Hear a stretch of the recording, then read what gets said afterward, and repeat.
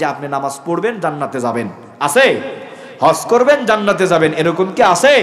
পুরো কোরআনের মধ্যে মৌলিকভাবে কোনো ইবাদতের কথা এভাবে উল্লেখ নাই এটা করবেন আর সরাসরি জান্নাতে যাবেন।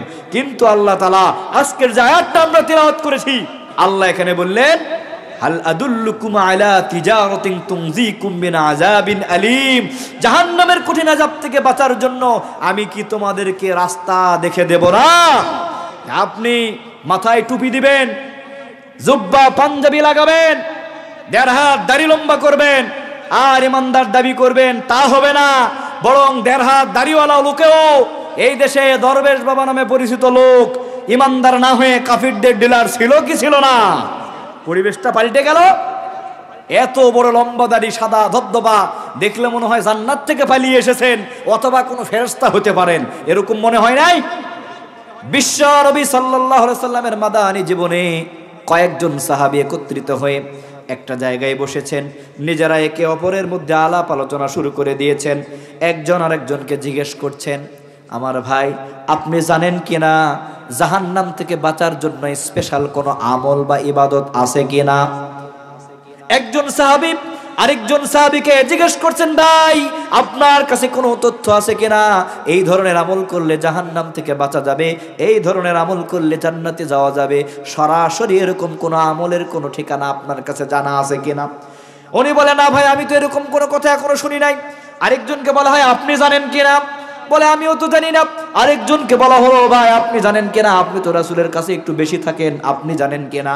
একে অপরকে যখন জিজ্ঞাসা করা হলো, প্রত্যেকের পক্ষ থেকে উত্তর আসলো, না, স্পেশালি এমন কোনো আমলের বর্ণনা আমাদের কাছে নাই যে আমল করলে সরাসরি জাহান্নাম থেকে বেঁচে যাব আর সরাসরি জান্নাতের মধ্যে যাব, এই ধরনের আমলের কোন ঠিকানা এখনো পর্যন্ত আমাদের কাছে নাই।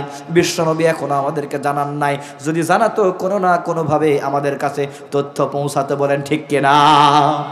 আপনারা বলেন, জান্নাতে যাওয়ার জন্য যে আমলগুলো আল্লাহ কোরআনে বর্ণনা করেছেন সেখানে কি এরকম আছে যে আপনি নামাজ পড়বেন জান্নাতে যাবেন? আছে? হজ করবেন জান্নাতে যাবেন, এরকম কি আছে? পুরো কোরআনের মধ্যে মৌলিকভাবে কোনো ইবাদতের কথা এভাবে উল্লেখ নাই এটা করবেন আর সরাসরি জান্নাতে যাবেন। কিন্তু আল্লাহ তাআলা আজকের যে আয়াতটা আমরা তিলাওয়াত করেছি, যে আয়াতটা আমরা বাছাই করেছি, আল্লাহ এখানে বললেন হাল আদুল্লুকুম আলা তিজারাতিন তুনজিকুম মিন আযাবিন আলীম, জাহান্নামের কঠিন আযাব থেকে বাঁচার জন্য আমি কি তোমাদেরকে রাস্তা দেখে দেব না? আল্লাহ নিজেই আমাদেরকে দেখে দিতে চাচ্ছেন। আবার পরে বললেন ইয়াগফিরু লাকুম যুনুবাকুম ওয়া ইদখিলকুম জান্নাহ, গুনাহ মাফ করে দিয়ে জান্নাতে প্রবেশ করাবো। তাহলে বলেন এইখানে এই আমলটা আছে না নাই?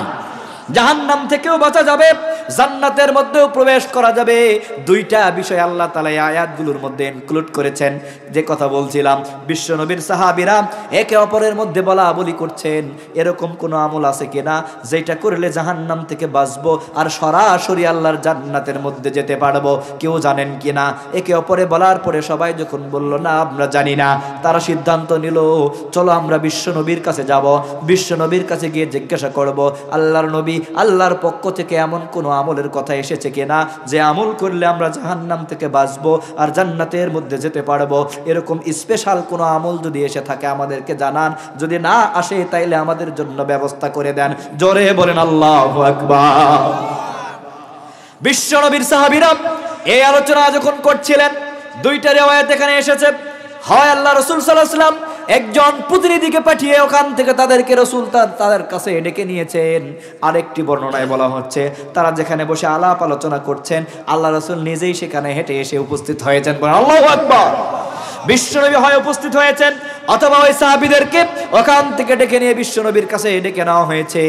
দুইটা পরিস্থিতির যে কোনো একটা হওয়ার পরে আল্লাহর নবী সাল্লাল্লাহু আলাইহি ওয়াসাল্লাম সাহাবীদেরকে এখন বক্তব্য শোনাবেন। আল্লাহর পক্ষ থেকে নাজিল হওয়া আয়াতগুলো পাঠ করে বিশ্বনবী সাহাবীদেরকে আমলের বর্ণনা দিবেন।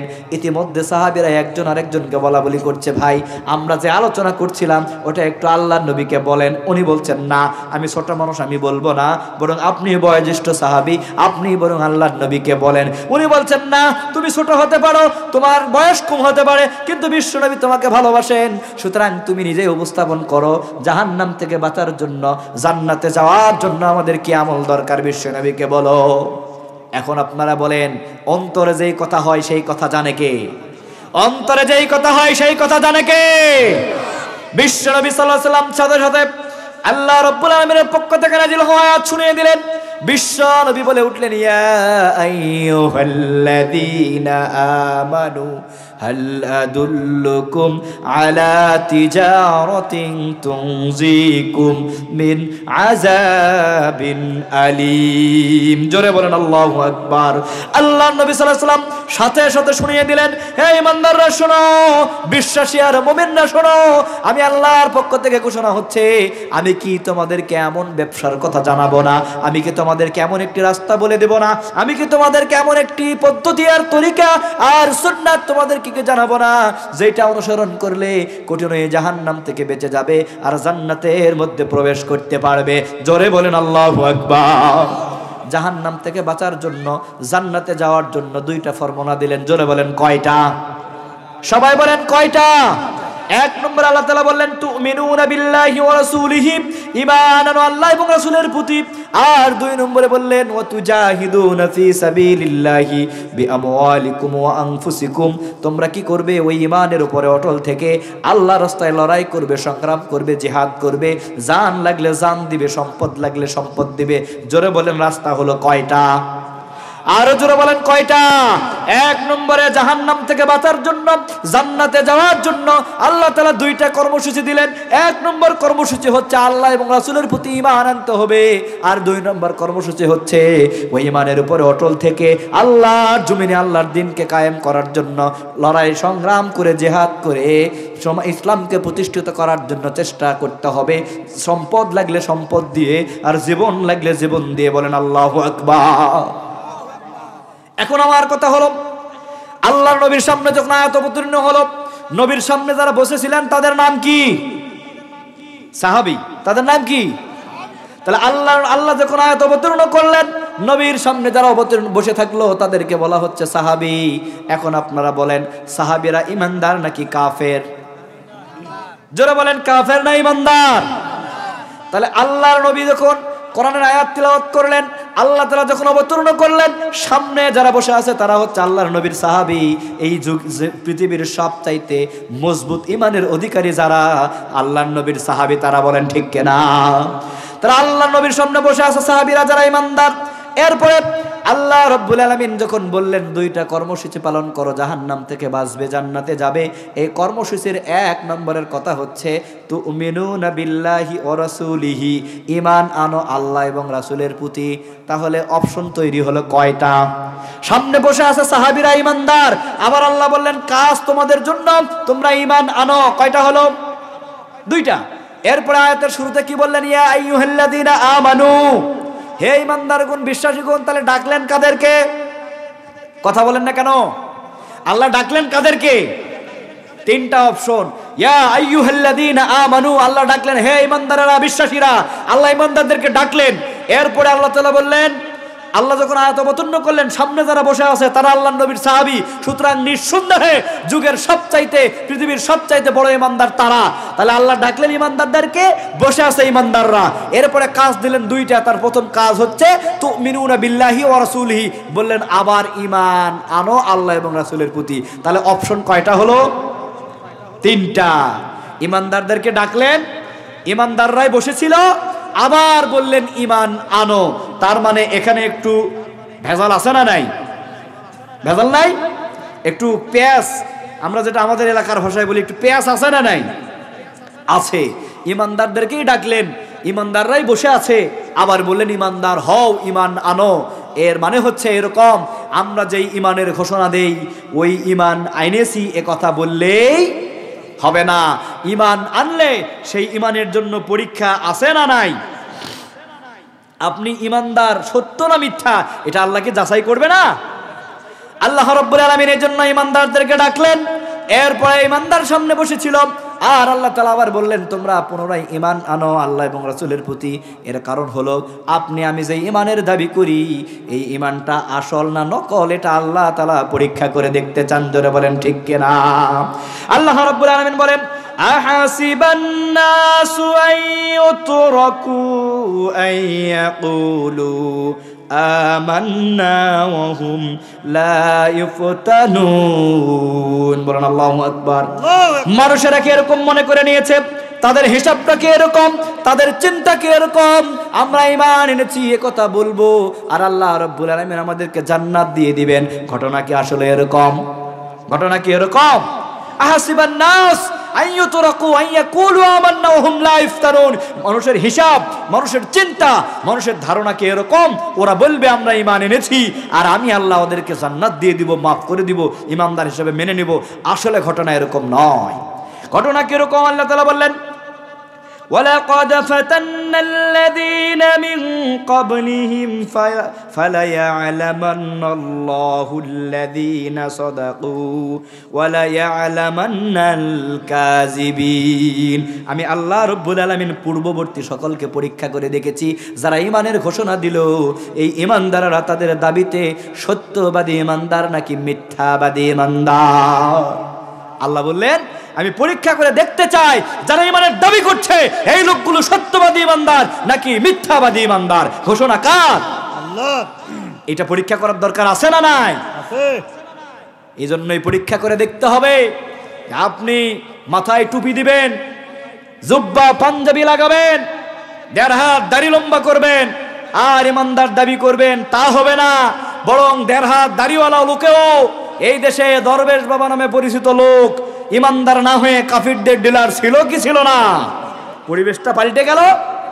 এত বড় লম্বা দাড়ি, সাদা ধবধবা, দেখলে মনে হয় জান্নাত থেকে পালিয়ে এসেছেন অথবা কোনো ফেরেশতা হতে পারেন, এরকম মনে হয় নাই? পরিবেশ পাল্টে গেল এক রাতের ব্যবধানে। 1.5 হাত লম্বা অনেক মর্যাদাবান রাসূলের সুন্নাহকে কেটে সফা করে ডুবন্ত নৌকায় চলে পালানোর চেষ্টা করেছে। সারা জীবন অপকর্ম কুকর্ম করে দাড়ি টুপি পাঞ্জাবির লেবাস ধরে ইসলামী আন্দোলনের কর্মীদের উপরে যারা মামলা হামলা করে অত্যাচার জুলুম করে নির্যাতন করেছেন, ক্ষমতা যাওয়ার পরে দাড়ি কেটে আল্লাহ রাসূলের সুন্নাহকে অপমান করে ইসলামকে ছোট করে সফান করে দিয়ে যারা পালিয়ে যায়, ওরা যদি দাবি করে আমরা ঈমানদার, এই কথা বললেই কি আল্লাহ ওদেরকে জান্নাত দিয়ে দিবেন? না। আহাসিবান নাস আইয়ুতরাকু আইয়াকুলু আমান্না ওয়া হুম লা ইফতানুন। হিসাবটা এরকম নয় আপনি বলবেন আমি ঈমান এনেছি আর আমার আল্লাহ আপনাকে জান্নাত দিয়ে দিবে আপনার দাড়ি দেখে, টুপি দেখে, আপনার জুব্বা দেখে। না, এরকম নয়। বরং আল্লাহ তাআলা যুগে যুগে সকলদেরকে পরীক্ষা করে দেখেছেন এই লোকগুলো তাদের ঈমানের দাবিতে সত্যবাদী নাকি তারা মিথ্যাবাদী। এটা পরীক্ষা করেছেন কে? আল্লাহ। আল্লাহ রাব্বুল আলামিন বললেন ঈমানের দাবিতে যারা মিথ্যাবাদী হবে তাদের পরিচয় কোরআনে আছে না নাই?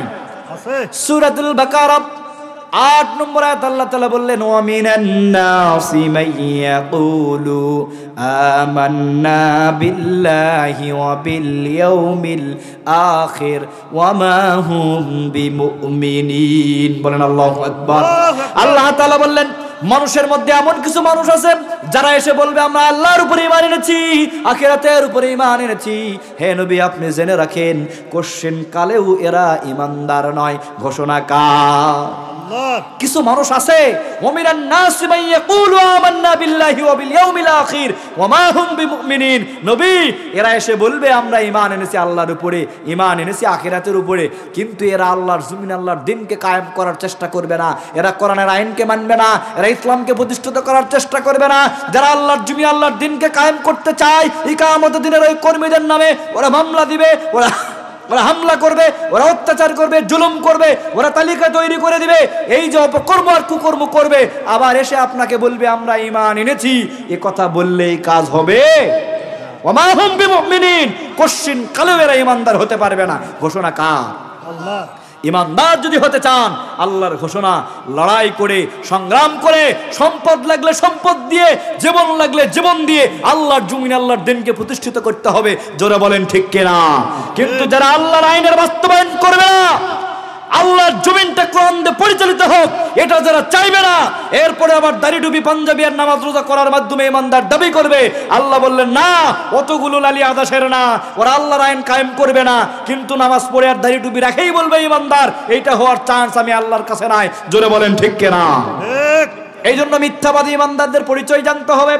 আবার পক্ষান্তরে সত্যবাদী ঈমানদার যারা আল্লাহ রাব্বুল আলামিন তাদের পরিচয় কোরআন দিয়েছেন কি দেন নাই? কোরআনে দিবেন না দেন নাই?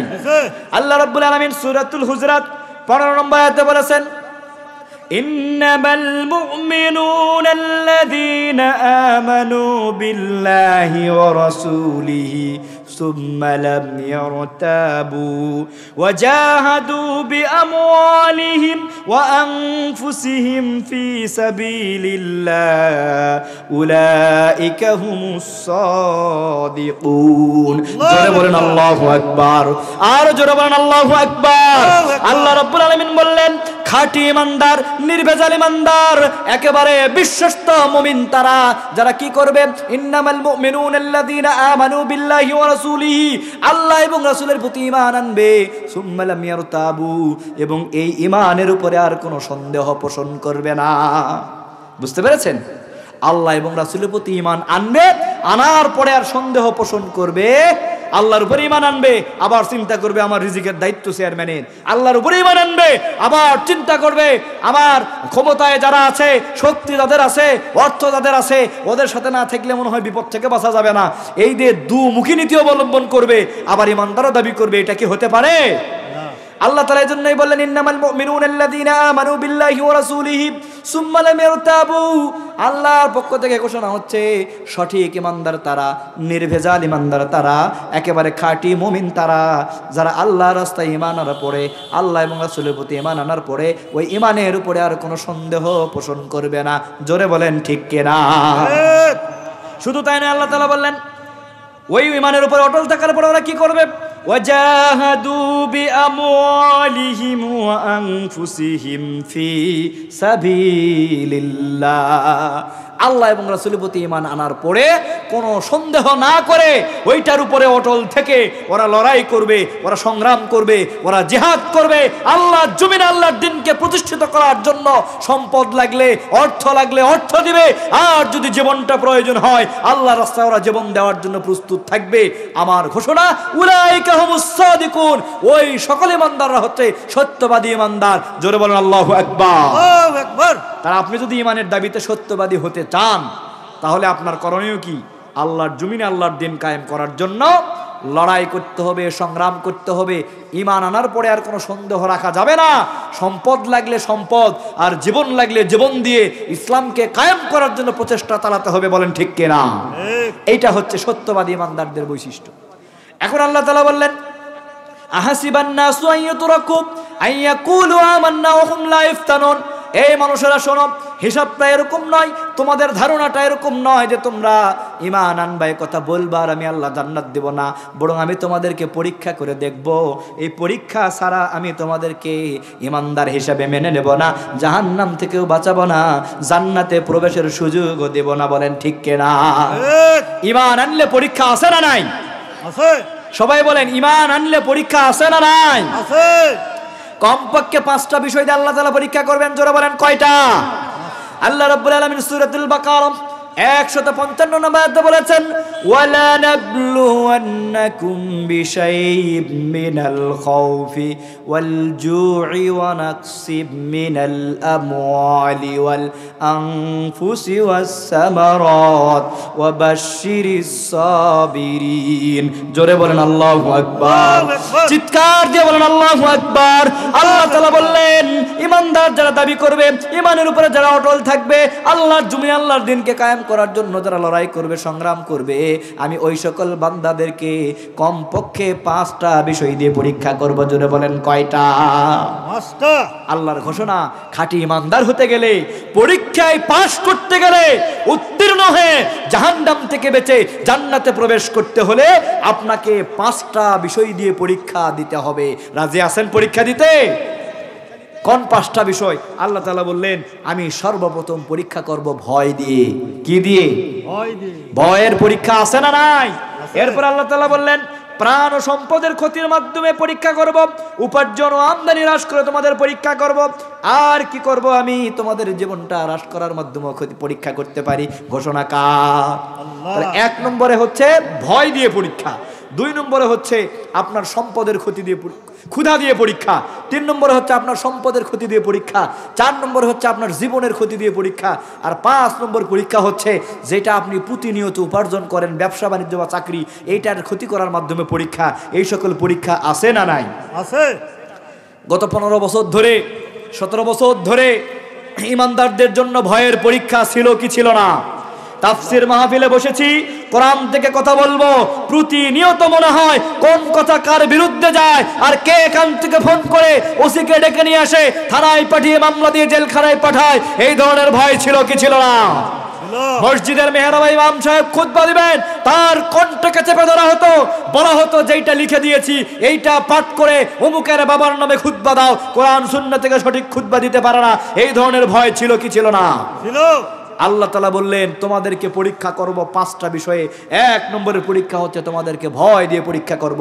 তোমাদের জীবনের ভয়, মৃত্যুর ভয়, পুলিশের গ্রেফতার হওয়ার ভয়, মামলা খাওয়ার ভয়, রিমান্ডে যাওয়ার ভয়, নির্যাতনের শিকার হওয়ার ভয়, ক্রসফায়ার আর ফাঁসির কাস্টে ঝোলার ভয় ছিল কি ছিল না? ছিল। এরপর আল্লাহ বলেছেন 2 নম্বরে ক্ষুধা দিয়ে পরীক্ষা করব। এখন আপনি বলেন ক্ষুধার পরীক্ষা আছে না নাই? যখন আপনার নামে 5টা মামলা হয়, যখন আপনাকে জেলখানায় যেতে হয়, ফেরারি জীবনযাপন করতে হয়, তখন কি আপনি সবসময় কি ভালো ভালো খাবারের সন্ধান পান, নাকি মাঝে মাঝে খেয়ে ক্ষুধায় দিন যাপন করতে হয়েছে? আল্লাহ বললেন 2 নম্বরে আমি ক্ষুধা দিয়ে পরীক্ষা নেব। ফিলিস্তিন, কাশ্মীর আর চেচনিয়া, বসনিয়ায় আপনার টিভি টেলিভিশনে দেখেছেন, ইমানের দাবিতে যারা অটল আছে, ওরা লড়াই সংগ্রাম আল্লাহর রাস্তায় করার কারণে কাফির মুশরিকরা ওদেরকে আহত করছে, নিহত করছে, ওরা সঠিকভাবে খাবারের সন্ধান পাচ্ছে না। বলেন তো তখন ওদের ক্ষুধা দিয়ে পরীক্ষা আছে না নাই? আল্লাহ এরপরে বললেন তোমাদের সম্পদের ক্ষতি দিয়ে পরীক্ষা করব। গত 15 বছর যাদেরকে মামলা দেওয়া হলো, হামলা করা হলো, জুলুম করা হলো, নির্যাতন করা হলো, সাতক্ষীরায় বাড়িঘর বুলডোজার দিয়ে তাদের ভেঙে দেওয়া হলো, রংপুরের মিঠাপুকুরে তাদের জায়গা জমি দখল করা হলো, এই বগুড়ার ময়দানেও অসংখ্য মামলা দিয়ে ইকামত দিনের কর্মীদেরকে যখন বিপর্যস্ত করা হলো, বলেন তো তাদের অর্থনৈতিকভাবে ক্ষতি হয়েছে না হয় নাই? হয়েছে। আল্লাহ বললেন আমি তোমাদের অর্থনৈতিক সম্পদের ক্ষতি দিয়েও পরীক্ষা গ্রহণ করব, কিন্তু তোমরা যদি পাশ করতে না পারো জাহান্নাম থেকে বাঁচার সুযোগ নাই, আর পাশ করে গেলে সরাসরি জান্নাতে প্রবেশ করাবেন কে? 4 নম্বরে আল্লাহ তাআলা বললেন এই ইমানের পরীক্ষা দিতে গিয়ে আমি তোমাদেরকে এমন পরীক্ষাও নিতে পারি, আল্লাহর জমিনে আল্লাহর দ্বীনকে কায়েম করার জন্য লড়াই করবা, সংগ্রাম করবা, এমন পরিস্থিতি তৈরি হতে পারে আমি আল্লাহ তোমার জীবনটাও নিয়ে নিতে পারি। বলেন জীবন দেওয়ার প্রয়োজন বাংলার জমিনে হয়েছে না হয় না? হাজার হাজার মানুষ ইসলামের জন্য জীবন দিচ্ছে। আল্লামা সাইদিকে যেদিন হত্যা করার জন্য রায় দিয়েছিল, ফাঁসির যেদিন রায় ঘোষণা করেছিল, একদিনে প্রায় ইসলামপন্থী 200-র বেশি মানুষ এই জমিনে নিজের জীবন উৎসর্গ করেছে। এরপরও তারা বুঝে দেওয়ার চেষ্টা করেছে আমরা জীবন দিতে রাজি আছি, ইসলামকে ছাড়তে রাজি নাই। জোরে বলেন ঠিক কিনা? এজন্য আল্লাহ বললেন আল্লাহর জমিন আল্লাহর দিন কায়েম করার জন্য তোমাদের 4 নম্বরের পরীক্ষা প্রয়োজনে আমি আল্লাহ তোমাদের জীবনটাও নিয়ে নিতে পারি, জীবন নেওয়ার মাধ্যমে তোমাদেরকে পরীক্ষা দিতে হতে পারে। জোরে বলেন ঠিক কিনা? 5 নম্বর পরীক্ষার আল্লাহ তাআলা বললেন যেটা তোমরা নিয়মিত উপার্জন করো, যেটাতে চাকরি থেকে নিয়মিত টাকা আসে না, মাস গেলে টাকা আসে, চাকরি করবেন মাস গেলেও বেতন পালেন, অথবা ব্যবসা করতেছেন আয় ব্যয় হিসাব করবেন, লাভ ক্ষতি হিসাব পাবেন। আল্লাহ বললেন নিয়মিত উপার্জনের যে জায়গা সেইটাতে ক্ষতিগ্রস্ত করেও তোমাদের পরীক্ষা করতে পারি। বলেন আলেমরা যখন বিভিন্ন প্রতিষ্ঠানে চাকরি করত, বিভিন্ন জায়গায় ইকামতে দিনের কর্মীরা যখন ব্যবসা করত, এই স্বৈরাচার আলেমদেরকে মামলা দিয়ে হামলা করে নির্যাতন করে বিভিন্নভাবে চাকরি থেকে সাসপেন্ড করেছে না করে নাই? ব্যবসা প্রতিষ্ঠান বন্ধ করে দিয়েছে না দেয় নাই? অন্য কারোর কথা বলতে হবে না, আমার বাবা আমাদের ব্যবসা প্রতিষ্ঠানে বছরের পর বছর ব্যবসা করতে পারে না। আল্লাহ বললেন জাহান্নাম থেকে যদি বাঁচতে চাও, জান্নাতে যদি প্রবেশ করতে চাও, আমি আল্লাহর পরীক্ষা তোমাদেরকে দিতে হবে। আর এই পরীক্ষা 5টা মাধ্যমে নেব। 1 নম্বরে ভয়, 2 নম্বরে ক্ষুধা, 3 নম্বরে সম্পদের ক্ষতি, 4 নম্বরে জীবনের ক্ষতি, আর 5 নম্বরে উপার্জিত ধারাবাহিক আয়ের যে সম্পদ এইটার ক্ষতি করার মাধ্যমে আমি আল্লাহ তোমাদের পরীক্ষা গ্রহণ করব। এই পরীক্ষায় যারা উতরে যাবা তাদের জন্য জাহান্নামের আগুন মাপ, জান্নাতে প্রবেশ করার সুযোগ। জোরে বলেন সুবহানাল্লাহ। এখন যে কথা বলার জন্য আপনাদেরকে আমি এত দূর নিয়ে গিয়েছিলাম, আল্লাহ রাব্বুল আলামিন আয়াত অবতীর্ণ করছেন। আল্লাহ তাআলা ডাকলেন ইয়া আইয়ুহাল্লাযীনা আমানু, হে ঈমানদারগণ, হে বিশ্বাসীগণ। আল্লাহ তাআলা ডাকলেন কাদেরকে? ঈমানদারকে। জোরে বলেন কাদেরকে ডাকলেন? ঈমানদারকে। এরপরে আল্লাহ নবীর সামনে যারা বসে আছে যুগের শ্রেষ্ঠ ঈমানদার তারা, তার কারণ আল্লাহর নবীর সাহাবী যারা ইমানের পরীক্ষায় সব চাইতে বেশি সফল তারা, বলেন ঠিক কিনা? তো আল্লাহ ডাকলেন ঈমানদারদেরকে, সামনে বসে আছে ঈমানদার। আবার আল্লাহ কর্মসূচি দিলেন 2টা। তার 1 নম্বরের কর্মসূচি হচ্ছে তোমরা আবার ঈমান আনো আল্লাহ এবং রাসূলের প্রতি। এখন বলেন 3টা বিষয় আল্লাহ সমন্বয় করেছে এই জন্য যাতে কেউ ঈমান এনেছে এই কথা বললেই কাজ হবে না, বরং ঈমান আনার পরে পরীক্ষা দিয়ে উত্তীর্ণ হতে হবে। সত্যবাদী ঈমানদার নাকি মিথ্যাবাদী ঈমানদার? পরীক্ষায় পড়লে ফেল করে চলে যায়, পাস কেটে মুনাফিকি করে, লড়াই থেকে ফিরে আসে, মিছিলে আর যায় না, মামলা একটা খেয়েছে, আর কোনোদিন প্রোগ্রাম করে না, ইসলামী আন্দোলনে থাকে নাকি সেখান থেকে চলে যায়। দেখার জন্য আল্লাহ বললেন 5টা পরীক্ষা দিয়ে দাও, পরীক্ষায় যদি উত্তীর্ণ হও জাহান্নাম থেকে বেঁচে জান্নাতে প্রবেশ করবা, আর যদি পরীক্ষায় গিয়ে মুনাফিকি করে পিছন দিকে ফিরে আসো তোমাদের কপালে আর জান্নাত জুটবে না, যেতে হবে চিরস্থায়ী জাহান্নামে। জোরে বলেন ঠিক কিনা? এই জন্য আল্লাহ বললেন আমি দেখতে চাই আহাসিবান নাস আইয়ুতরাকু আইয়াকুলু আমান্না ওয়া হুম লা ইফতানুন। মানুষের হিসাব আমরা ঈমান এনেছি বলবো আল্লাহ জান্নাত দিবে না, বরং তা নয়, আমি দেখতে চাই আমার পরীক্ষায় উত্তীর্ণ হয়ে কারা জান্নাত উপযোগী হিসাবে তৈরি হতে চায়। এখন আপনারা বলেন জাহান্নাম থেকে বাঁচার জন্য, জান্নাতে যাওয়ার জন্য ফর্মুলা দিলেন কে? আল্লাহ। জোরে বলেন ফর্মুলা দিলেন কে? আল্লাহ। আল্লাহ তাআলা ডাক দিয়ে বললেন ইয়া আইয়ুহাল্লাযীনা আমানু হাল আদুল্লুকুম আলা তিজারাতিন তুনজিকুম মিন আযাবিন আলীম। হে ঈমানদারগণ শোনো, বিশ্বাসীগণ শোনো, মুমিনেরা শোনো, তোমাদেরকে কি আমি একটি ব্যবসার কথা বলবো না? আমি কি একটি পদ্ধতির কথা বলবো না? আমি কি একটি নীতির কথা বলবো না? একটা নিয়ম কি তোমাদেরকে জানিয়ে দেব না, যেই নিয়মে ব্যবসা করলে তোমরা জাহান্নামের আযাব থেকে বেঁচে যাবে? ঘোষণা কার? আল্লাহ। খেয়াল করবেন, আমরা যখন বাজার থেকে কোনো সওদা, মিঠাই, জলপান কি বলেন আপনারা, বা কোনো ফলমূল নাস্তা কিনে নিয়ে আসি, কাদের জন্য নিয়ে আসি? পরিবারের যারা সদস্য আছে, বিশেষ করে যারা ছোট্ট শিশু সন্তান আমাদের, তাদের জন্য কিনি না? এখন বাবারা কি করে? বাজার থেকে খাবার কিনে নিয়ে আসার পরে এসে যখন দেখে বাচ্চাটা ওই যে দূরের আঙিনায় উঠানের উপরে ধুলাবালি কাদা ময়দা দিয়ে খেলতেছে, খুব ব্যস্ত, এখন বাবা চিন্তা করে বেটাকে ডাক দিলে তো এমনি এমনি আসবে না, যে খেলায় ব্যস্ত, তখন কি করে? ওই খাবারের প্যাকেটটা হাতের মধ্যে নিয়ে বলে কে খাবে? বলে কি বলে না? এটা কে নিবে? বলে না এভাবে? আপনারা না বলতে পারেন, আমার একটা মেয়ে আছে 19 মাস বয়স, আমি বাইরে থেকে কিছু নিয়ে আসলো ওকে দেওয়ার জন্য বলি, মা এটা নিবা নাকি, এদিকে আসো, এটা কে নিবে, এটা কে খাবে, আমি বলি। আল্লাহ তাআলা কেমন করে বললেন ইয়া আইয়ুহাল্লাযীনা আমানু হাল আদুল্লুকুম আলা তিজারাতিন তুনজিকুম মিন আযাবিন আলীম। আল্লাহ তাআলা ভালোবেসে, আদর করে, যত্ন করে শিশুদের মতো আমাদেরকে গুণে নিয়ে বলছেন, হে ইমানদারগণ শোনো, এই বিশ্বাসীগণ শোনো, মুমিনেরা শোনো, আমি কি তোমাদেরকে একটি রাস্তা, ব্যবসা, তরিকা, পদ্ধতি বলে দেব না, যেটা অনুসরণ করলে তোমরা জাহান্নামের আগুন থেকে বেঁচে যাবে? তার মানে কি? তার মানে আল্লাহকে আমাদের বলবে না? বলবে না? বাবারা যেরকম হাতে নিয়ে বলে কে খাবে, কে নিবে, তার মানে কি দেবে না? দিবে তো বটেই, বরং দেওয়ার জন্য আকর্ষণ করে ডেকে নিচ্ছে। আল্লাহ তাআলা এখানে আমাদেরকে বলছেন আমি কি তোমাদেরকে বলে দেব না? তার মানে অবশ্যই তিনি বলবেন। জোরে বলেন ঠিক কিনা? এই আকর্ষণ করে ডেকে নিয়ে আল্লাহ তাআলা বললেন যদি ওই ভয়ঙ্কর জাহান্নাম থেকে বাঁচতে চাও, আর যদি ওই জান্নাতের মধ্যে প্রবেশ করতে চাও, তোমরা 2টা কর্মসূচি পালন করো। জোরে বলেন কয়টা? 2টা। ওই জাহান্নামটা কেমন হবে? ওই জাহান্নামটা যত ভয়ঙ্কর হবে, ওই জাহান্নামের মধ্যে সবচাইতে কম যাকে শাস্তি দেওয়া হবে, ওই লোকটার নাম হবে আবু তালিব। জোরে বলেন নাম কি? আবু তালিব। আল্লাহ রাসূলের চাচা ছিলেন। এই লোকটা আল্লাহর নবীকে এমন কোনো সহযোগিতা করেন নাই। কেউ হত্যা করতে আসবে, রাত জেগে থেকে অস্ত্র নিয়ে পাহারা দিয়েছেন, কেউ গালি দিয়েছে, প্রতিবাদ করেছেন, কেউ অপমান করার চেষ্টা করেছেন, তো আবু তালেব সেখানে গিয়ে সবার আগে প্রতিবাদ করেছেন। বলেন ঠিক কিনা?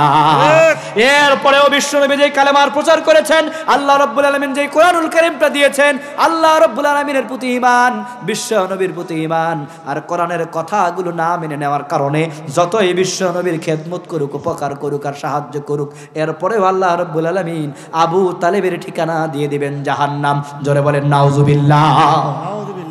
তবে যেহেতু আল্লাহর নবীকে এত কদর করেছে, এত সম্মান, এত মর্যাদা দিয়েছে, এত নিরাপত্তা দেওয়ার চেষ্টা করেছে, আল্লাহ তাআলা এজন্য জালিমের ভূমিকায় না গিয়ে আল্লাহ তাআলা আবু তালিবের প্রতি এতটুকু ইহসান করবেন যে জাহান্নামে যারা যাবে সবচাইতে কম শাস্তিটা আবু তালেবের জন্য। কার জন্য? এই আবু তালিবকে জাহান্নামে যে শাস্তি আল্লাহ তাআলা দিবেন সেটা হচ্ছে আবু তালেবের পায়ের মধ্যে, পায়ের তালুতে নিচের দিকে এমন এক ধরনের জুতা, এমন একটি স্যান্ডেল আল্লাহ রাব্বুল আলামিন পরিয়ে দিবেন। আবু তালেবের পায়ের ওই জুতা থাকার কারণে জুতাটা এমন উত্তপ্ত হবে, পায়ের ওই জুতার উত্তপ্ততার কারণে, স্যান্ডেলের উত্তপ্ততার কারণে শরীরের এই মাংস, হাড্ডি, হাড়গুলোকে ভেদ করে পুরো শরীর অতিক্রম করে আবু তালেবের মাথার মগজটা টকবক টকবক করে গলতে থাকবে। একবার একটু চক্ষুটা বন্ধ করেন, আল্লাহ রাব্বুল আলামিনকে হাজির নাজির জানান। একটু নিজেকে জিজ্ঞাসা করে দেখেন, আপনি যদি ওই জাহান্নামের মধ্যে চলে যান, আল্লাহ যদি আপনাকে জাহান্নামে নিক্ষেপ করে, আর জাহান্নামের সবচাইতে কম যেই শাস্তি সেটা যদি আল্লাহ তাআলা আপনাকে দেন, আপনার পায়ে যদি একটা জুতা পরিয়ে দেন, যে জুতাটাকে এত তাপ দেওয়া হবে, এত উত্তপ্ত করা হবে, দুনিয়ার আগুনের চাইতে কমপক্ষে 3500 গুণ বেশি উত্তপ্ত থাকবে জাহান্নামের আগুন। ওই আগুনটা দিয়ে জুতাকে উত্তপ্ত করা হবে, পায়ের নিচে জুতা দেওয়া হবে। আপনি আমি যদি জাহান্নামে যাই, পায়ের নিচে ওই জুতা থাকার কারণে আমাদের শরীরের মাংসগুলো, শরীরের হাড় হাড্ডিগুলো সব কিছু ভেদ করে খসে খসে ফেলে দিয়ে ওই জুতার উত্তপ্ততার কারণে আমাদের মাথার মগজগুলো গলে গলে টকবক টকবক করে জমিনে পড়তে থাকবে। বলেন নাউজুবিল্লাহ। আবু তালিবকে সবচাইতে কম শাস্তি দেওয়া হবে। এই কম শাস্তিটা হচ্ছে পায়ের জুতার কারণে মাথার মগজটা গলে পড়ে যাবে। সেই জাহান্নাম থেকে বাঁচার দরকার আছে না নাই? আল্লাহ তাআলা এজন্যই বলেন, ইয়া আইয়ুহাল্লাযীনা আমানু হাল আদুল্লুকুম আলা তিজারাতিন তুনজিকুম মিন আযাবিন আলীম। ঈমানদাররা, আমি তোমাদেরকে বলে দেব না জাহান্নামের থেকে বাঁচার জন্য, জাহান্নাম থেকে বাঁচার জন্য, জাহান্নামের আযাব থেকে বাঁচার জন্য তোমাদের কোন ব্যবসা দরকার, কোন পদ্ধতি আর কোন রাস্তা দরকার, আমি কি তোমাদেরকে এটা বলে দেব না? বলে আল্লাহ তাআলা বললেন, যদি তোমরা ওখান থেকে বাঁচতে চাও তাহলে তোমরা কি করবে? তুমিনুনা বিল্লাহি ওয়া রাসূলিহি, আল্লাহ এবং রাসূলের প্রতি ঈমান আনো। জোরে বলেন আল্লাহু আকবার। তাহলে জাহান্নাম থেকে বাঁচার জন্য 1 নম্বরের কাজ কি? আল্লাহ এবং তার রাসূলের প্রতি ঈমান আনা। আর 2 নম্বরের কাজ হচ্ছে ওয়া তুজাহিদুনা ফি সাবিলিল্লাহি বিআমওয়ালিকুম ওয়া আনফুসিকুম, আল্লাহ রাস্তায় লড়াই করতে হবে, সংগ্রাম করতে হবে। সম্পদ লাগলে সম্পদ দিয়ে, আর জীবন লাগলে জীবন দিয়ে। জোরে বলেন ঠিক কিনা? আল্লাহ রাস্তা দেখে দিলেন। কঠিন জাহান্নাম থেকে বাঁচলে তোমরা কি করো? বাঁচতে চাইলে আল্লাহ রাসূলের প্রতি ঈমান এনে লড়াই সংগ্রাম করো, জিহাদ করো। জিহাদ করার মাধ্যমটা কি? সম্পদ লাগলে তোমরা সম্পদ দিয়ে দিবা, আর যখন জীবনটা প্রয়োজন হবে তোমাদের জীবনটাও তোমাদেরকে দিয়ে দিতে হবে। জোরে বলেন ঠিক কিনা? আমি আলোচনার আরো গভীরে যেতে চাই, তার আগে সংক্ষেপে একটু বলে নিতে চাই, এই জাহান্নামের মধ্যে যারা যাবে, এই জাহান্নামে যাওয়ার কারণ জানার দরকার আছে না নাই? আল্লাহ এখানে আয়াতটাতে জাহান্নাম থেকে বেঁচে জান্নাতে যাওয়ার রাস্তা দেখে দিচ্ছেন, কিন্তু এই জাহান্নামে যাবে কারা এটা জানার দরকার আছে না নাই? রব্বুল আলামিন সূরাতুল মুদ্দাসসির 42 থেকে 47 নম্বর আয়াতের মধ্যে অত্যন্ত চমৎকার করে জানিয়ে দিচ্ছেন, পরকালীন ওই কঠিন জীবনে আল্লাহ রব্বুল আলামিন বান্দাদেরকে ভালো কাজের জন্য জান্নাতে দিবেন, আর যারা মন্দ কাজ করেছে ওদেরকে জাহান্নামে দিবেন। আমলনামাটা ডান হাতে জুটলে সেদিন জান্নাতে যাওয়া যাবে, আর যদি আমলনামা বাম হাতে জোটে ওদিন ঠিকানা হবে কোথায়? ওই জাহান্নামে যারা প্রবেশ করবে এদেরকে উদ্দেশ্য করে জান্নাতীরা দূরে থেকে তাকায় দেখবে, হায় জাহান্নামের মধ্যে এত আযাব, এত শাস্তি, কি সমস্যা, এই লোকগুলো কি অপরাধ করেছে, কেন তারা জাহান্নামে গেল? জান্নাতীরা তখন এই চিন্তা করে, জান্নাতের এই ফেরেশতা, জাহান্নামের এই ফেরেশতা এবং জান্নাতীরা একত্রিত একটু সামনের দিকে এগিয়ে এসে উঁচু হয়ে জাহান্নামীদেরকে জিজ্ঞেস করবে, মা সালাকাকুম ফি সাকার, কেন, কোন কারণে, কে তোমাদেরকে এই জাহান্নামের মধ্যে নিক্ষেপ করলো? ওরা একটু জাহান্নামীদেরকে জিজ্ঞেস করবে, মা সালাকাকুম ফি সাকার, এই জাহান্নামীরা তোমরা আমাদেরকে বলো কোন কারণ দুনিয়ায় ঘটিয়েছ, কোন অপরাধ করেছ, কিভাবে তোমরা রাস্তা চলেছ যার কারণে তোমরা আজকে জাহান্নামে গিয়েছো, এত শাস্তি হচ্ছে। ওই জাহান্নামীরা সেদিন এই প্রশ্ন শোনার পরে নিজেরাই সেদিন 4টা উত্তর দিবে। জোরে বলেন কয়টা? দুনিয়ায় যেরকম পুলিশ অ্যারেস্ট করার পরে, গ্রেফতার করার পরে মানুষ একেবারে সারেন্ডার করে হাতটা উঁচু করে বলে, এখন আর মারার দরকার নাই, গুলি করারও দরকার নাই, আপনারা গ্রেফতার করেছেন, যা বলবেন তাই শুনব, প্রয়োজনে হ্যান্ডকাপ লাগান, লাগলে ডান্ডা বেরি পরান, আমাদেরকে যেভাবে খুশি নিয়ে যান, আমি আর নড়াচড়া করব না, তবে আর মারধর করেন না। এরকম পরিবেশ হয় কি হয় না? জাহান্নামীদেরকে যখন জিজ্ঞেস করা হবে, মা সালাকাকুম ফি সাকার, কেন, কোন কারণে, কে তোমাদেরকে জাহান্নামে নিক্ষেপ করলো, ওরা তখন এই প্রশ্ন শোনার পরে আত্মসমর্পণ করে করে নিজেরা স্বীকৃতভাবে 4টা উত্তর সেদিন দেবে। তারা 1 নম্বরে বলবে ক্বালু লাম নাকু মিনাল মুসাল্লিন, দুনিয়ার জীবনে আমরা নামাজ আদায় করি নাই, যার কারণে আজকে আমরা জাহান্নামের মধ্যে এসেছি। বলেন তো জাহান্নামে যাওয়ার 1 নম্বর কারণ কি? সবাই বলেন জাহান্নামে যাওয়ার 1 নম্বর কারণ কি? নিজেরাই সেদিন বলবে ক্বালু লাম নাকু মিনাল মুসাল্লিন, দুনিয়ায় আমরা নামাজ আদায় করি নাই, যার কারণে আজকে জাহান্নামের মধ্যে এসেছি। অথচ আল্লাহ রাব্বুল আলামিন জাহান্নাম থেকে বাঁচার জন্য, নামাজ আদায় করার জন্য কোরআনুল কারীমের মধ্যে প্রত্যক্ষ এবং পরোক্ষভাবে প্রায় 82 জায়গায় বলেছেন ওয়াকিমুস সালাতা ওয়া আতুজ যাকাতা ওয়ারকাউ মা'আর রাকিঈন। জোরে বলেন আল্লাহু আকবার। নামাজ আদায় করো, যাকাত দিয়ে দাও, আর রুকুকারীদের সাথে রুকু করো, তবেই তোমরা জাহান্নাম থেকে বাঁচতে পারবা। ঘোষণা কার? আল্লাহ। আল্লাহ বললেন নামাজ আদায় করো, নামাজ কায়েম করো, নামাজের আন্দোলন করো, তাহলে জাহান্নাম থেকে বেঁচে যাবা। এইটা দূরে আমরা বোঝার চেষ্টা করছি না, কিন্তু সেদিন পরকালে যখন জিজ্ঞেস করা হবে মা সালাকাকুম ফি সাকার, কোন অপরাধে জাহান্নামে এসেছো, 1 নম্বরে বলবে ক্বালু লাম নাকু মিনাল মুসাল্লিন, নামাজ আদায় করি নাই, যার কারণে জাহান্নামে এসেছি। অথচ আল্লাহ রাব্বুল আলামিন বলেছেন দুনিয়ায় মানুষরা যদি অপরাধ করে, যদি অন্যায় করে, অপকর্ম করে, অশ্লীলতা, জেনা, ব্যভিচার, সুদ, ঘুষ থেকে শুরু করে যত দুর্বলতা মানুষের থাক না কেন, মানুষ যদি নামাজে দাঁড়িয়ে যায়, আল্লাহর সাথে যদি নামাজের মাধ্যমে সম্পর্ক তৈরি করতে থাকে, আল্লাহ তাআলা বলেছেন ওই নামাজ তাকে তার সব অপরাধ থেকে আস্তে আস্তে টেনে নিয়ে পরিশুদ্ধ করবে। ঘোষণা কার? ইন্নাস সালাতা তানহা আনিল ফাহশাই ওয়াল মুনকার। বলেন আল্লাহু আকবার।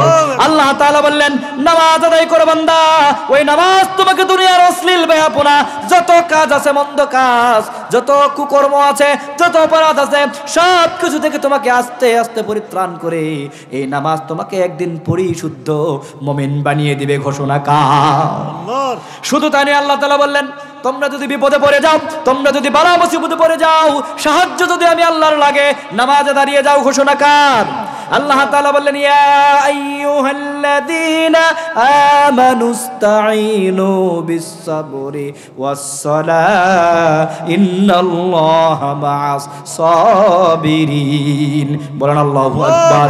হে ঈমানদারগণ শোনো, বিশ্বাসীরা শোনো, দুনিয়ার মুমিনেরা শোনো, তোমাদের যদি বিপদ আপদ, বালা মুসিবত, কোনো অসুস্থতা যা আসুক না কেন, বিপর্যস্ত যদি হয়ে যাও, আমি আল্লাহর যদি সহযোগিতা প্রয়োজন হয়, 2টা মাধ্যমে চাও, একটা হচ্ছে ধৈর্য, আরেকটা হচ্ছে নামাজ।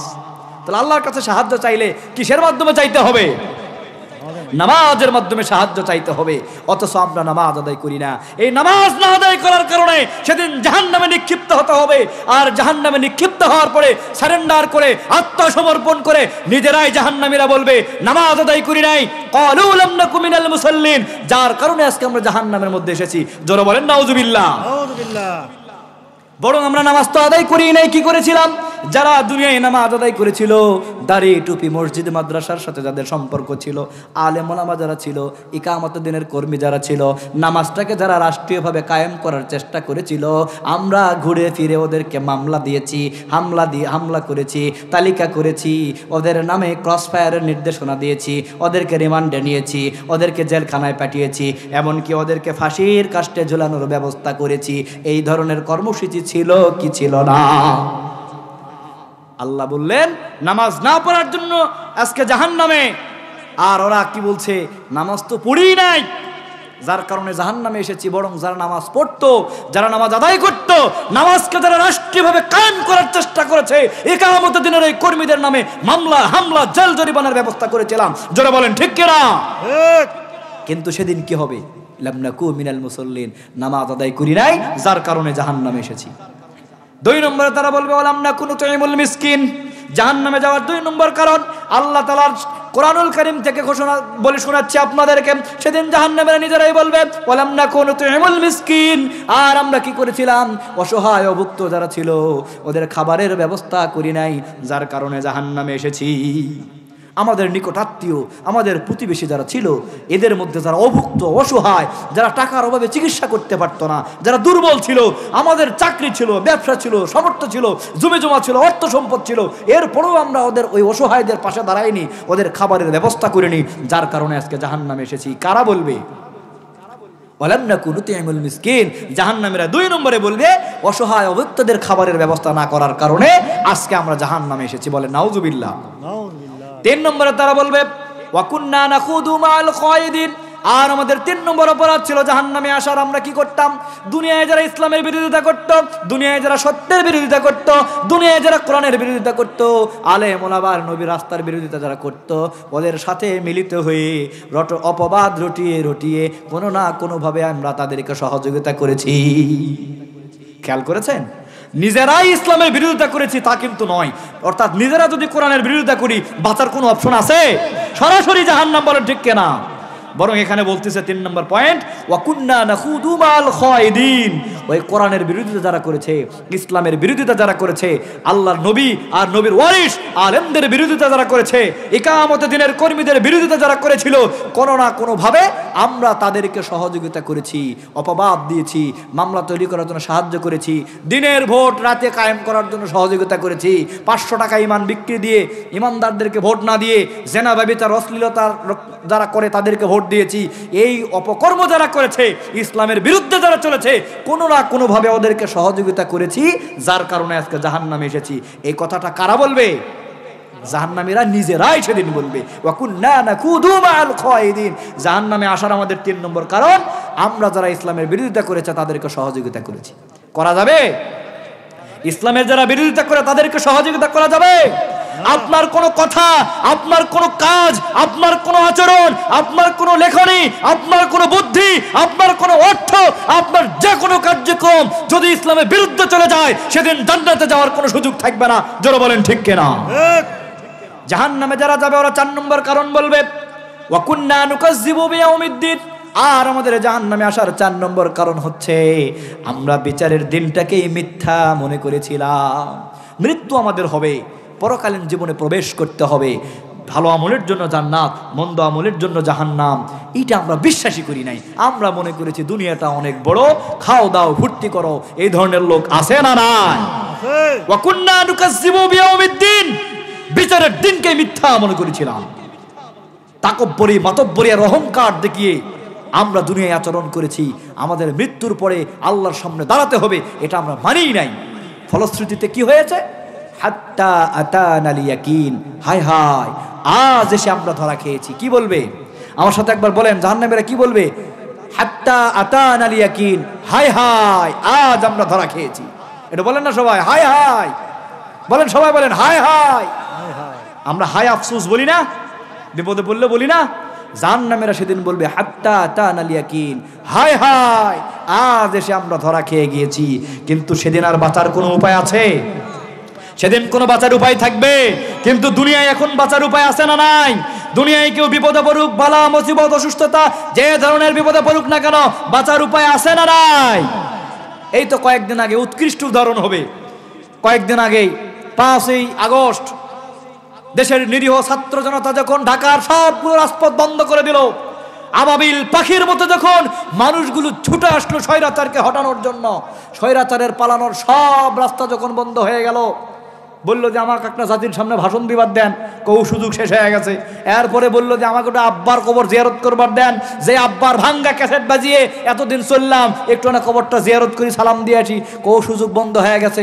অপশন একটা, হেলিকপ্টার পেছনের দরজায় রেডি, পালানোর ইচ্ছা থাকলে পালিয়ে চলে যান, না হলে ছাত্র জনতা ধরবে, টেনে হিসড়ে সাইজ করবে। জোরে বলেন ঠিক কিনা? এই ছাত্র জনতা যখন সকল রাস্তা বন্ধ করে দিল, কোন রাস্তা যখন ছিল না, পালানোর জন্য স্বৈরাচার পদত্যাগ করে হেলিকপ্টারের ব্যবস্থা হয়েছে কি হয় না? কিন্তু সেদিন পরকালে আপনাকে হেলিকপ্টার কে জুগিয়ে দিবে? সেদিন হেলিকপ্টার পাবেন? জাহান্নামে যাওয়ার পরে, এই অপরাধ করার পরে যখন বলবেন হাত্তা আতানাল ইয়াকিন, হায় হায় আমরা ধরা খেয়েছি, ওই ধরা খাওয়ার দিনে আপনাকে হেলিকপ্টারের ব্যবস্থা কে করে দেবে? পাবেন হেলিকপ্টার? দুনিয়ায় অপরাধ করেছেন, মানুষকে খুন করেছেন, নির্যাতন করেছেন, জুলুম করেছেন, অসংখ্য মানুষকে হাত হারাচ্ছেন, পা হারা করেছেন, চোখ তুলে নিয়েছেন, রিমান্ডে নিয়েছেন, মামলা দিয়েছেন, ক্রসফায়ার দিয়েছেন, ফাঁসির কাস্টে ঝুলিয়েছেন। কিন্তু বিপদে যখন পড়েছেন দুনিয়ায়, হেলিকপ্টার নিয়ে পকাত পার। কিন্তু জাহান্নামে প্রবেশ করার পরে আপনাকে হেলিকপ্টার দেওয়ার কেউ থাকবে না। সেদিন শুধু বলবেন হায় হায়, হাত্তা আতানাল ইয়াকিন, আজ আমার কি হয়ে গেল, আমি ধরা খেয়ে গেলাম। তাই অনুরোধ করি আমার ভাইরা, ওই দিন ধরে খাওয়ার আগে আজকে সংশোধন হওয়ার দরকার আছে না নাই? তাহলে জাহান্নামে যাওয়ার কারণ কয়টা বললাম? 4টা বলেছি এখান থেকে। নামাজ না আদায় করা, এরপরে অভুক্তদের খাবারের ব্যবস্থা না করা, এরপরে হচ্ছে ইসলামের বিরোধিতা যারা করেছে তাদেরকে সহযোগিতা করা, আর 4 নম্বরে বলেছি বিচারের দিনটাকে মিথ্যা মনে করা। 4টা কাজ যদি করেন জাহান্নামে যেতে হবে। ওই দিন বলবেন হায় হায়। তবে বাঁচার উপায়, আল্লাহ আমাদেরকে জাহান্নামের আগুন থেকে বাঁচাক। সকলে বলে আমিন, জোরে বলেন আমিন। আমার ভাইরা, আমি যেই কথা বলছিলাম, আল্লাহ রাব্বুল আলামিন বললেন বান্দারে, জাহান্নাম থেকে যদি বাঁচতে চাও আমার কাছ থেকে 2টা ফর্মুলা নাও। 1 নম্বরের ফর্মুলা হচ্ছে তুমিনুনা বিল্লাহি ওয়া রাসূলিহি, আমি আল্লাহ এবং আমার রাসূলের প্রতি ঈমান আনো। 2 নম্বরে ওয়া তুজাহিদুনা ফি সাবিলিল্লাহি বিআমওয়ালিকুম ওয়া আনফুসিকুম, আমার রাস্তায়, আমার জমিনে আমার দ্বীনকে প্রতিষ্ঠিত করার জন্য তোমরা লড়াই করো, সংগ্রাম করো। সম্পদ লাগলে তোমরা সম্পদ দাও, আর জীবন লাগলে তোমরা জীবন দিয়ে দাও। ঘোষণা কার? আল্লাহ তাআলা ঘোষণা করে দিলেন। এই পয়েন্টটা কথা বলার পরেই আমার আলোচনা শেষ হয়ে যাবে ইনশাআল্লাহ। তাহলে জান্নাতে যাওয়ার জন্য রাস্তা বের হলো কয়টা? আল্লাহ আল্লাহ রাসূলের প্রতি ঈমান আনতে হবে, অটল থেকে লড়াই সংগ্রাম জিহাদ করে আল্লাহর সন্তুষ্টি অর্জন করার মাধ্যমে সম্পদ লাগলে সম্পদ দিয়ে, জীবন লাগলে জীবন দিয়ে। রাস্তা হলো কয়টা? এখন আপনারা দেখেন, আমরা ঈমানের ব্যাখ্যা অলরেডি করে ফেলেছি যে ঈমান আপনি সত্য না মিথ্যা। এই সত্যবাদী আর মিথ্যাবাদী ঈমানটা যাচাই করার জন্য আল্লাহ তাআলা সূরা বাকারার 8 নম্বর আয়াতে মিথ্যাবাদী ঈমানদারদের পরিচয় দিয়েছেন। সূরা হুজরাত 15 নম্বর আয়াতে আল্লাহ তাআলা সত্যবাদী ঈমানদারদের পরিচয় দিয়েছেন। আর সূরাতুল আনকাবুত 2 এবং 3 নম্বরে আল্লাহ বলেছেন আমি পরীক্ষা করার মাধ্যমে তাদেরকে যাচাই বাছাই করে জাহান্নাম থেকে বেঁচে জান্নাতে দিব। বলেন আল্লাহু আকবার। আর কি কি পরীক্ষা করবে সেটাও আমি শুনিয়েছি। সূরাতুল বাকারার 155 নম্বর আয়াত দিয়ে আল্লাহ তাআলা বলেছেন বান্দারে আমি 5টা বিষয় দিয়ে তোমাদের পরীক্ষা করব। 1 নম্বরের পরীক্ষা হচ্ছে ভয় দিয়ে, 2 নম্বরের পরীক্ষা হচ্ছে ক্ষুধা দিয়ে, 3 নম্বরের পরীক্ষা সম্পদের ক্ষতি দিয়ে, 4 নম্বরের পরীক্ষা করব তোমাদের জীবনের ক্ষতি দিয়ে, আর 5 নম্বর পরীক্ষা হলো অর্জিত সম্পদ, ব্যবসা বাণিজ্য বা চাকরি, ফল ফসলাদির ক্ষতি দিয়ে। জোরে বলেন ঠিক কিনা? আল্লাহ তাআলা বললেন এই সব প্রসেস করে নিয়ে আসার পরে তোমার কাজ হচ্ছে আমি আল্লাহ আর রাসূলের উপরে ঈমান এনে অটল থেকে আমার জমিনে আমার দ্বীনকে কায়েম করার জন্য চেষ্টা করো। সম্পদ যদি লাগে তোমরা সম্পদ দিয়ে দাও, আর যদি জীবন দেওয়ার পরিবেশ তৈরি হয় তোমাদেরকে জীবন দিতেও রাজি থাকতে হবে। জোরে বলেন ঠিক কিনা? কারা কারা আল্লাহর রাস্তায় জীবন দিতে প্রস্তুত আছেন আমার আল্লাহকে একটু হাত তুলে দেখায় দেন। নারায়ে তাকবীর, আল্লাহু আকবার, নারায়ে তাকবীর। আল কোরআনের আলো সংসদে জ্বালো, তোমার নেতা আমার নেতা নবী মুস্তাফা। নারায়ে তাকবীর, আল্লাহু আকবার। আল্লাহ তাআলা আমাদের সম্পদ এবং জীবনের বিনিময়ে কঠিন জাহান্নাম থেকে বাঁচিয়ে জান্নাতের অধিকারী করে দিক। সকলে বলি আমিন, আমিন। এখন এই পরীক্ষা কিভাবে দিবেন, আর লড়াই সংগ্রাম কিভাবে হবে, আর ওই জান্নাতে যাওয়ার রাস্তাটা কিভাবে তৈরি হবে, ছোট্ট 2-1টা উদাহরণ দিয়ে আমি আপনাদের সামনে আমার আলোচনা নীতি টানতে চাই। আমার সম্মানিত উপস্থিতিরা শুনুন, প্রিয় ইমানদার ভাইরা শুনুন। আল্লাহ রাব্বুল আলামিনের ঘোষণা হচ্ছে আল্লাহর জমিনে আল্লাহর দ্বীনকে কায়েম করার জন্য লড়াই করতে হবে, সংগ্রাম করতে হবে, প্রতিষ্ঠা করতে হবে, জিহাদ চালিয়ে যেতে হবে। ঘোষণা কার? আল্লাহর জমিনে আল্লাহর দ্বীনকে কায়েম করার জন্য লড়াই করেছেন হযরত বিলাল রাদিয়াল্লাহু তাআলা আনহু। রব্বুল আলামিন এই বেলাল রাদিয়াল্লাহু তাআলাকে এমন ঈমানি শক্তি দিয়েছিলেন, আল্লাহর রাসূলের প্রতি ঈমান এনেছেন এবং লড়াই সংগ্রাম করে আল্লাহর জমিনে আল্লাহর দ্বীনকে কায়েম করার চেষ্টা করেছেন। কাফের মুশরিকরা মরুভূমির উত্তপ্ত বালুর উপরে বেলালকে শুয়ে দিয়েছেন। বড় বড় পাথরের টুকরাগুলো নিয়ে এসে বেলালের বুকের উপরে চাপা দিয়ে জিজ্ঞেস করেছেন, বলো ওই আল্লাহ আল্লাহর নবীর রাস্তা ছেড়ে আসবা কিনা? কিন্তু বেলাল কি সেই রাস্তা ছেড়েছিল? বেলালের মতো নির্যাতন যদি আমাদের উপরে আসে আর যদি আমরা সহ্য করতে না পারি, পরীক্ষায় উত্তীর্ণ হতে পারবো না। পরীক্ষায় উত্তীর্ণ হওয়ার মাধ্যমে বেলালের মতো নির্যাতন সহ্য করার মাধ্যমে যদি খাঁটি প্রমাণিত হন, আল্লাহ রাব্বুল আলামিন আপনাকে জাহান্নাম থেকে বাঁচাবেন আর জান্নাতের মধ্যে প্রবেশ করাবেন। বলেন সুবহানাল্লাহ। হযরত সুমাইয়া রাদিয়াল্লাহু তাআলা আনহা রব্বুল আলামিন তাকে ইমানের পরীক্ষা নিয়েছিলেন, এমন ভাবে ইমানের পরীক্ষা তাকে দিতে হয়েছে। কাফের মুশরিকরা দুইটা শক্তিশালী যুবককে শক্তিশালী দুইটা ঘোড়া দিয়ে বিপরীত দিকে দাঁড় করিয়ে দিয়েছেন। এরপরে কি করেছেন, ওই ঘোড়ার পায়ে রশি বেঁধেছেন, রশির অপর প্রান্ত হযরত সুমাইয়া রাদিয়াল্লাহু তাআলা আনহার দুইটা পায়ের মধ্যে বেঁধেছেন।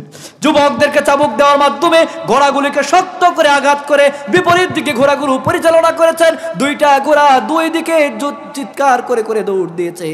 আর ওই দৌড়ের চোটে রশি বাঁধা থাকার কারণে হযরত সুমাইয়া রাদিয়াল্লাহু তাআলা আনহার লজ্জা স্থান থেকে শুরু করে পুরো শরীরটা চিরে দ্বিখণ্ডিত হয়ে গিয়েছে। বলেন আল্লাহু আকবার। আল্লাহ রাব্বুল আলামিন বললেন, বান্দারে যদি তোমরা এভাবে জীবন দিতে পারো, যদি তোমরা লড়াই করতে পারো, সংগ্রাম করতে পারো, আমার জমিনে আমার দিনকে কায়েম করার জন্য যদি তোমরা জিহাদ করতে পারো, আমি আল্লাহ তোমাদেরকে জাহান্নাম থেকে বাঁচাবো আর তোমাদেরকে জান্নাতের মধ্যে প্রবেশ করাবো। বলেন আল্লাহু আকবার। আল্লাহু আকবার। আল্লাহ রাসূলের সাহাবী হযরত খাব্বাব রাদিয়াল্লাহু তাআলা আনহু এসে বললেন, আল্লাহ রাসূল আমাদের জন্য কি সাহায্য আসবে না? আলা তাদউ লানা আলা তাস্তানসুরু লানা, আমাদের উপরে কি সাহায্য আসবে না? আল্লাহ কি আমাদের দিকে একটু তাকাবে না? আমাদের উপরে যেভাবে নির্যাতন করা হচ্ছে, যেভাবে আমাদেরকে হত্যা করা হচ্ছে, আমাদের ভাইদের জীবন যেভাবে চলে যাচ্ছে, আল্লাহর পক্ষ থেকে আমাদের জন্য কি সহযোগিতা আসবে না? হযরত খাব্বাব যখন এই কথা জিজ্ঞেস করলেন, বিশ্বনবীর চেহারা রক্তিম হয়ে গেল। বিশ্বনবী উঠে বসে বললেন, বেলা খাব্বাব এত তাড়াহুড়া কেন করছো, এত ধৈর্য হচ্ছে কেন? তোমাদের আগে এমন মানুষগুলো এই পৃথিবীতে ছিল যাদের জীবন্ত শরীর থেকে উত্তপ্ত লোহার চিরুনি দিয়ে মাংসগুলোকে খুলে খুলে আলাদা করা হয়েছে। আল্লাহু আকবার। খাব্বাব এত তাড়াহুড়া কেন করছো, এত বিচলিত কেন হয়ে যাচ্ছ? পরীক্ষায় পাস না করে ফেল করার ধান্দায় কেন আছো খাব্বাব? ওরে খাব্বাব, এমন নির্যাতন করা হয়েছে, পরীক্ষা এমন ভাবে নেওয়া হয়েছে, জীবন্ত মানুষের শরীর থেকে লোহার চিরুনিকে উত্তপ্ত করে করে আশ্রিয়ে আশ্রিয়ে মাংসগুলো আলাদা করা হয়েছে। আল্লাহর জীবন্ত নবী হযরত জাকারিয়া আলাইহিস সালাম কাফির মুশরিকরা তাকে ধাওয়া করতে করতে বনভূমির মধ্যে নিয়ে গিয়েছেন। জাকারিয়া আলাইহিস সালাম একটা বটবৃক্ষের মধ্যে বড় একটা গাছের মধ্যে আশ্রয় নিয়েছেন। কাফেররা ওই গাছটাকে চিরে দ্বিখণ্ডিত করে জাকারিয়া আলাইহিস সালামের শরীরটাকে দ্বিখণ্ডিত করেছেন। বলেন আল্লাহু আকবার। আল্লাহ রাব্বুল আলামিন বুঝাতে চাইলেন খাব্বাব। বিশ্বনবী বললেন, খাব্বাব শোনো, এত তাড়াহুড়া করার কিছু নাই। অত্যাচার, জুলুম, নির্যাতন সহ্য করার মাধ্যমে আল্লাহ আমাদেরকে বিজয় দান করবেন। বলেন আল্লাহু আকবার। আল্লাহু আকবার। রাতের অন্ধকারটা যত অন্ধকার হয়ে যায়, রাতের পরিবেশটা যত অন্ধকার হয়ে যায়, সকালের সূর্যটা তত দ্রুত চলে আসে। বলেন আল্লাহু আকবার। আল্লাহু আকবার। বিশ্বনবী বললেন, খাব্বাব তাড়াহুড়ো করো না, ধৈর্য হারা হয়ো না, বরং লড়াই করতে হবে, সংগ্রাম করতে হবে, সম্পদ লাগলে সম্পদ দিতে হবে, জীবন লাগলে জীবন দিতে হবে। যদি প্রস্তুত থাকো তবে আল্লাহর পক্ষ থেকে সাহায্য আসবে। বলেন ঠিক কিনা? আল্লাহর জমিনে দিন কায়েম করার জন্য যারা জিহাদ করেছেন, যারা লড়াই করেছেন, খেয়াল করে দেখেন রাজশাহী বিশ্ববিদ্যালয়ের সেই শাহাদাত বরণকারী ভাইটার কথা স্মরণ করেন, শহীদ সাব্বির হোসাইন ভাই, যার মাথাটা একটা ইটের উপরে রাখা হয়েছে। ওই বিশ্ববিদ্যালয় ক্যাম্পাসের সবুজ ঘাসের উপরে একটা ইট রাখা হয়েছে, এভাবে একটা ইট রাখা হয়েছে। এরপরে ওই ইটের উপরে সাব্বির ভাইয়ের মাথাটা রাখা হয়েছে। আরেকটা ইট নিয়ে সাব্বির ভাইয়ের মাথার উপরে আঘাত করতে করতে থেতলিয়ে থেতলিয়ে মৃত্যু নিশ্চিত করেছে। এরপরেও তার আঘাত বন্ধ করেন নাই। বলেন এখন আপনারা আমাকে বলেন, আল্লাহর জমিনে আল্লাহর দিনকে কায়েম করার জন্য এভাবে লড়াই, সংগ্রাম আর জিহাদ করার দরকার আছে না নাই? ওই শহীদ সাব্বির হোসাইন একটা ইটের উপরে মাথা রেখে আর একটা ইট দিয়ে থেতলে দিয়েছে। এরপরেও তারা বাতিলের সাথে আপোষ করে নাই, বরং আল্লাহর জমিনে দিন কায়েম করার জন্য জীবনটা দান করে শাহাদাত বরণ করেছে। আল্লাহ রাব্বুল আলামিন এজন্য আমাদেরকে বললেন, জাহান্নাম থেকে যদি বাঁচতে চাও আর ওই ভয়ঙ্কর জাহান্নাম থেকে বেঁচে যদি তোমরা জান্নাতের মধ্যে প্রবেশ করতে চাও, তাহলে তোমাদের জন্য কর্মসূচি হচ্ছে কয়টা? দুইটা। এক নম্বর হচ্ছে ঈমান আনো আল্লাহ এবং রাসূলের প্রতি। দুই নম্বরে অটল অবিচল থেকে লড়াই করো, সংগ্রাম করো। আমি আল্লাহর জমিনে আল্লাহর দিনকে কায়েম করার জন্য সম্পদ লাগলে সম্পদ দিয়ে দাও, আর জীবন লাগলে জীবন দিয়ে দাও। ঘোষণা কার? জীবন দেওয়ার দরকার আছে না নাই? আল্লাহর নবীরা আল্লাহর জমিনে দিন কায়েমের জন্য জীবন দিয়েছেন, সাহাবায়ে কেরামরা জীবন দিয়েছেন, ওলামায়ে কেরামরা জীবন দিয়েছেন। সোনার এই ভূখণ্ড, সোনার এই বাংলাদেশে ইকামত দিনের কর্মীরা আল্লাহর জমিনে দিন কায়েমের জন্য জীবন দিয়েছেন না দেন নাই? শুধু জীবন দিয়েছেন তাই নয়, শহীদ মতিউর রহমান নিজামী এমন ভাবে জীবন দেওয়ার জন্য প্রস্তুত ছিলেন, ফাঁসির কাস্টে নিয়ে যাওয়া হবে, ফাঁসির কাস্টে যাচ্ছেন, নিজের ছেলেকে জিজ্ঞেস করছেন, বাবা আব্দুল মোমেন, আমাকে তো ফাঁসির কাস্টে নিয়ে যাচ্ছে, আমি এখন কোন পোশাকটা পরে গেলে ভালো হয়? সাদা পাঞ্জাবি পায়জামা আর ওই টুপিটা পরবো, নাকি ফতুয়া পরবো, নাকি লুঙ্গি আর পাঞ্জাবি পরে যাব? কোনটা পরে গেলে ওই ফাঁসির কাস্টে যাওয়া আমার জন্য ভালো হবে? মনে হচ্ছে উনি মনে হয় শ্বশুর বাড়িতে যাচ্ছে, ফাঁসির কাস্টে নয়। জোরে বলেন ঠিক কিনা? আল্লাহর জমিনে আল্লাহর দ্বীনকে কায়েম করার জন্য এভাবে জীবন দিতে প্রস্তুত থাকতে হবে। ফাঁসির কাষ্ট আমাদের সামনে আসতে পারে, বাতিলের সাথে আপোষ করার সুযোগ নেই, বরং নিজ থেকে ইমানের শক্তিতে বলিয়ান হয়ে হাসি খুশি মনে আল্লাহর রাস্তায় জীবন দিতে হবে। বলেন ঠিক কিনা? জীবন দিয়েছেন এই তো 24-এর আন্দোলনের শহীদ আবু সাঈদ, জীবন দিয়েছেন শহীদ মুগ্ধ, নাম না জানা হাজারো ভাইরা জীবন দিয়ে প্রমাণ করেছেন ইকামতে দ্বীনের জন্য, দেশের জন্য, ইসলামের জন্য জীবন দিব, কিন্তু বাতিলের সাথে কোনো আপোষ করব না। জোরে বলেন ঠিক কিনা?